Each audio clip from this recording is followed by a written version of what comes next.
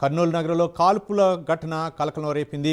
వీఆర్ఎన్ badminton academy సమీపంలో జరిగిన ఈ ఘటనపై దర్యాప్తు వేగవంతం చేసిన పోలీసులు కీలక పురోగతి సాధించారు. కాల్పులకు పాల్పడిన ఇద్దరిని అదుపులోకి తీసుకొని విచారిస్తున్నారు. కాల్పులకు ఉపయోగించిన రివాల్వర్కు లైసెన్స్ ఉందా, ఈ ఘటనకు వ్యక్తిగత విభేదాలే కారణమా లేక మరేదైనా ఉద్దేశం ఉందా అనే కోణాల్లో పోలీసులు దర్యాప్తుని కొనసాగిస్తున్నారు.